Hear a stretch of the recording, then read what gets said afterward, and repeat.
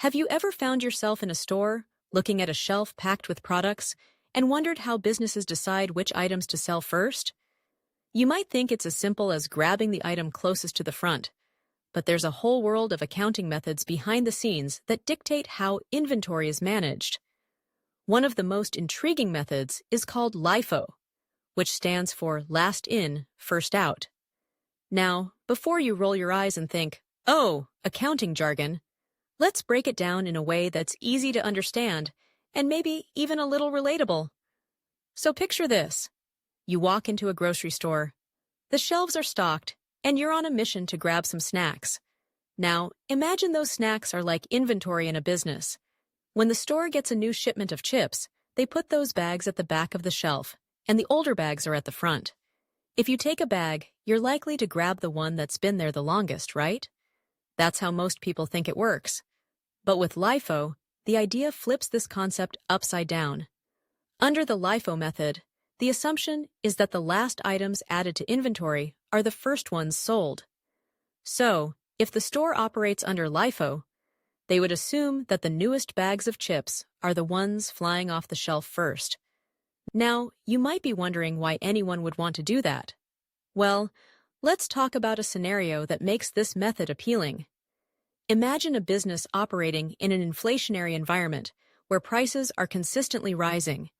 If they use LIFO, they can report higher costs for their goods sold, which ultimately leads to lower profits on paper. And why would they want to do that? Because lower profits mean lower taxes. In a way, it's like playing the long game with Uncle Sam. But hold on, it's not all sunshine and rainbows. While LIFO can help businesses reduce their tax burden, it comes with its own set of challenges. For one, if a company is consistently using LIFO, it risks having older inventory sitting around for too long, which could become outdated or even spoil. Think about it, if a grocery store only sells the newest items first, what happens to those older products? They could end up expiring on the shelf, leading to losses that can hurt the bottom line. Now, let's compare LIFO to another popular method called FIFO, which stands for first in, first out. This method is more intuitive. It assumes that the oldest inventory is sold first. So, in our grocery store example, the bags of chips that have been sitting on the shelf the longest are the ones that get sold first. FIFO is often favored because it aligns with how most businesses operate in reality. It helps companies avoid the pitfalls of expired inventory and provides a clearer picture of profitability. But why does it matter which method a business uses?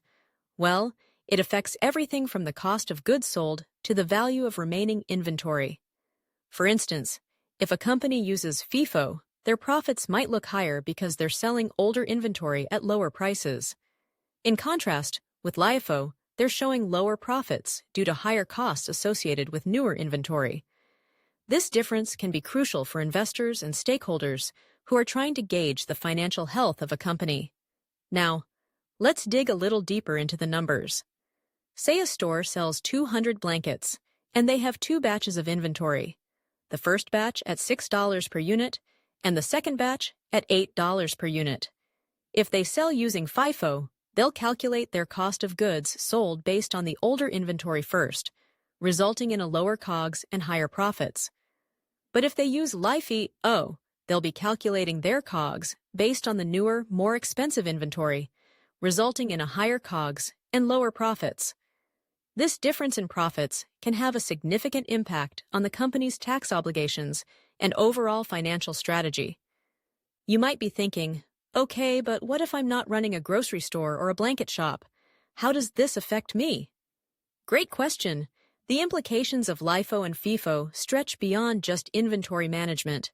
For businesses, choosing between these methods can influence their cash flow, tax liabilities, and ultimately, their ability to reinvest in growth. Understanding these concepts can help you make informed decisions if you're involved in a business or even just managing your finances. Now, let's touch on a crucial point. LIFO is primarily used in the United States under Generally Accepted Accounting Principles, or GAAP. However, It's worth noting that many countries follow the International Financial Reporting Standards, or FRS, which do not allow LIFO. This discrepancy can create challenges for companies operating internationally, as they may have to adopt different accounting methods for different markets. But let's not forget the human aspect of all this. For business owners, the choice between LIFO and FIFO can feel like a balancing act. On one hand, LIFO can provide short-term tax relief, but on the other, it can lead to potential long-term issues with inventory management and financial reporting.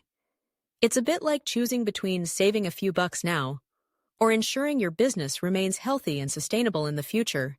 In conclusion, understanding LIFO and its implications can empower you to think critically about how businesses operate behind the scenes.